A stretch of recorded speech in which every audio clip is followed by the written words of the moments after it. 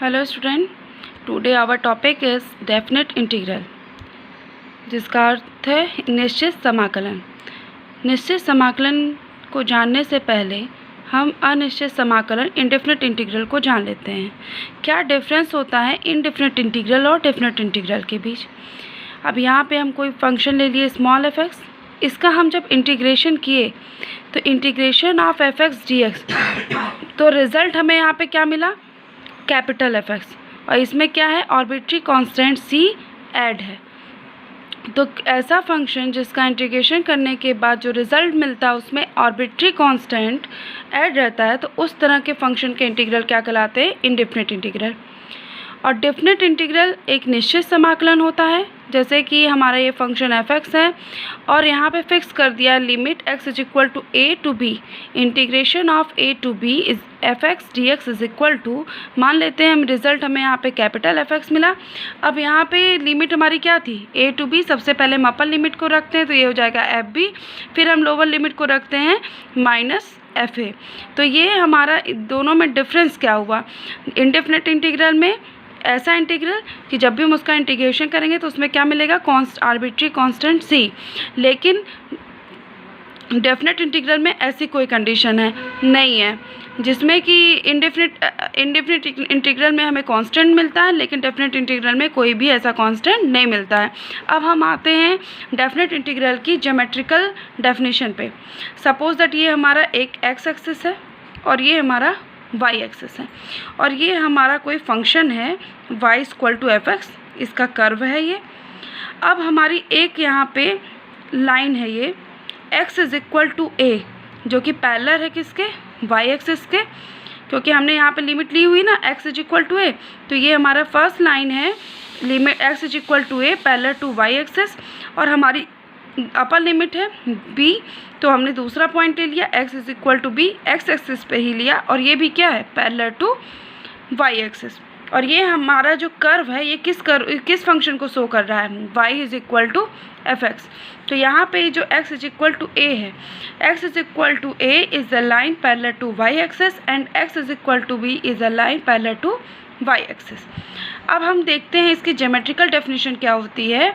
Definite integral निश्चित समाकलन के द्वारा किसी भी फंक्शन, मान लेते हैं हम y equal to f x के द्वारा limit x is equal to a, x is equal to a and x is equal to b, और x एक्सिस से बंधे हुए रीजन है, ये जो हमारा शेडेड रीजन है, ये रीजन, इसका हम क्या करते हैं, एरिया निकालते हैं। यही यूज़ होता है हमारा निश्चित समाकलन का।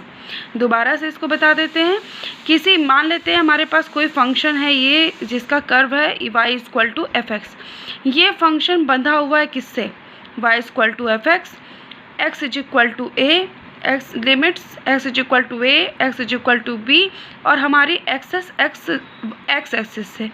तो एक्स एक्सिस इन चारों से बंधे हुए ये जो रीज़न है, इसका हम एरिया निश्चित समाकलन के ही द्वारा निकाल सकते हैं। ये हो गई डेफिनेशन निश्चित समाकलन की ज्योमेट्रिकल डेफिनेशन।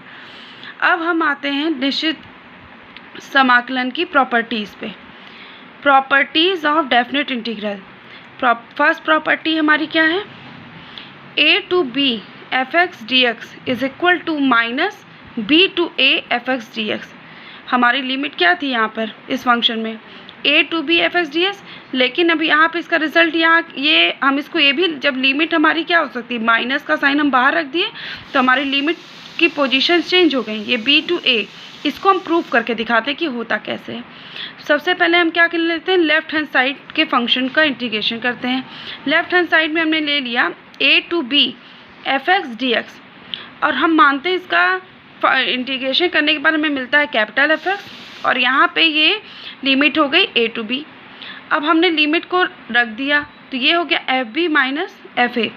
अगर हम यहाँ से माइनस को कॉमन कर लें तो ये हो जाएगा f a minus f b. अब इसको हम इस तरह भी लिख सकते हैं, minus f of x limit a to b, और ये किस फंक्शन का इंटीग्रेशन होता है, minus integration of b to a f x d x. Means हमने लेफ्ट हैंड साइड को लेकर चला था integration of a to b fx dx, और फाइनली हमने माइनस कॉमन करते हुए रिजल्ट क्या फाइंड कर लिया, minus integration of b to a fx dx। Means left hand side को लेकर हम चले थे और राइट हैंड साइड को हमने यहाँ पर प्रूव कर दिया। तो ये हमारी पहली प्रॉपर्टी क्या है, दोबारा ध्यान से देखिए, अगर किसी फंक्शन की लिमिट a टू b है जिसका इंटीग्रेशन करते हैं तो इसको हम इस तरह भी लिख सकते हैं, जैसे माइनस हमारा कॉमन है बाहर, तो लिमिट क्या हो जाएगी हमारी, चेंज हो जाएगी। यहाँ पर a टू b थी, तो अगर हम माइनस बाहर कॉमन कर लेते हैं तो ये लिमिट हो जाएगी b to a fx dx। एक हम नोट पॉइंट पे आते हैं।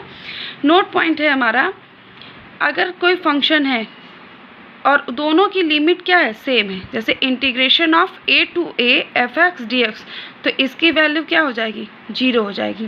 कैसे, मान लेते हैं integration of a to a fx dx था हमारा, इसका इंटीग्रेशन करने पे हमें फंक्शन मिला fx, दोनों की लिमिट यहाँ सेम है a टू a। अब हम इसको रख देते हैं, पहले अपर लिमिट फिर लास्ट में लोअर लिमिट, तो ये फंक्शन मिलता है fa माइनस fa, ये दोनों आपस में क्या हो जाएंगे, 0। तो इसको हमने प्रूव करके यहाँ पे दिखा दिया। तो किसी भी फंक्शन की लिमिट अगर सेम हो जाती है तो उसका इंटीग्रेशन क्या हो जाता है, 0 हो जाता है। अब हम आते हैं सेकेंड प्रॉपर्टी पे।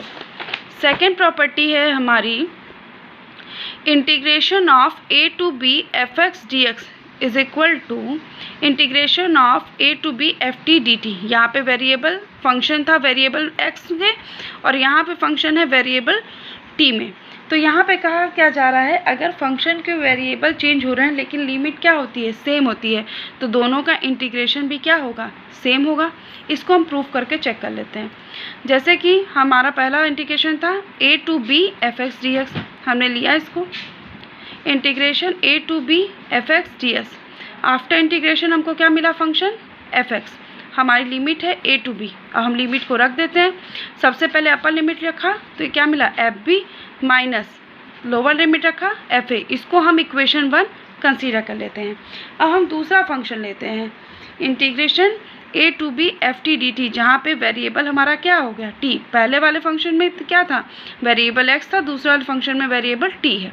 तो जब पहले वाले फंक्शन का हमने इंटीग्रेशन किया तो हमारा रिजल्ट ये है, जिसको हमने इक्वेशन 1 कंसीडर कर लिया है। अब दूसरे वाले फंक्शन का हम इंटीग्रेशन करते हैं तो हमारा फंक्शन है integration a to b ft dt। हमने जब इसका इंटीग्रेशन किया तो हमें फंक्शन क्या मिला, capital ft a to b।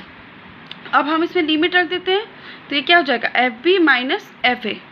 तो इसको हम कंसीडर कर लेते हैं इक्वेशन 2।